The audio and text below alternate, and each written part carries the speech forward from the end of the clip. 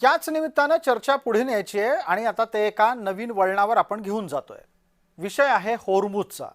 होर्मुझच्या सामुद्री धुनीतून भारताला मिळालेली परवानगी ही भारतासाठी किती महत्त्वाची आहे ते आता आपण पाहूया। गेले अनेक दिवस होर्मुझची सामुद्री धुनी तेल वाहतुकीच्या बाबतीत सुरक्षित नव्हती आणि याच निमित्तानं पंतप्रधान नरेंद्र मोदी यांच्यावर त्यांचे विरोधक शरसंधान करत होते। पंतप्रधान नरेंद्र मोदी यांच्यावर होणारी टीका एका बाजूला होत असताना मोदी शांत होते आणि आपली मुत्सद्देगिरी चालू ठेवत होते। त्याचं फळ आता समोर आलंय।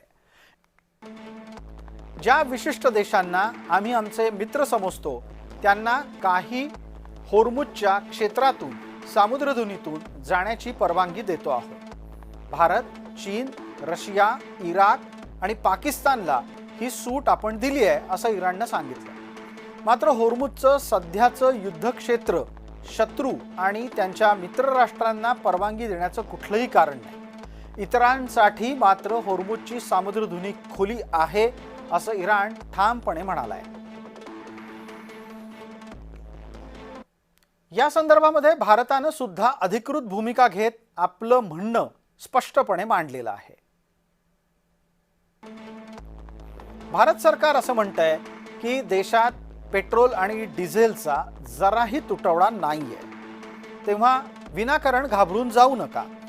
समाज माध्यमांमधील अफवा या अजिबात विश्वासार्ह नाहीत, त्याला ओळखायला शिका।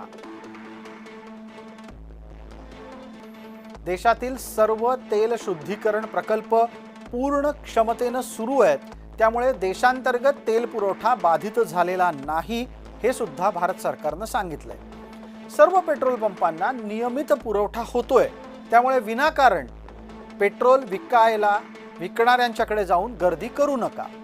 भारताचे तेल साठे आणि तेल कंपन्यांकडचे साठे एकत्र केले तर देशाकडे 74 दिवस पुरेल इतकं इंधन आहे। देशातील 3 आपत्कालीन साठ्यांमध्ये या घडीला 32,72,000 टन इतका तेल साठा आहे।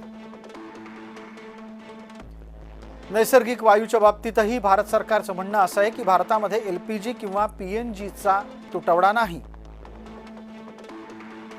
मात्र सरकारनं आता पाईप गॅस म्हणजेच नळीतून घरामध्ये नैसर्गिक वायू पुरवठ्याला प्राधान्य द्यायचं ठरवलंय।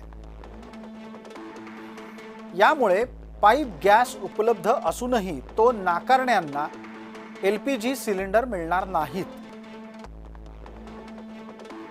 पाईप गॅसची जोडणी घेण्यासाठी 3 महिन्यांची मुदत देण्यात आलेली आहे।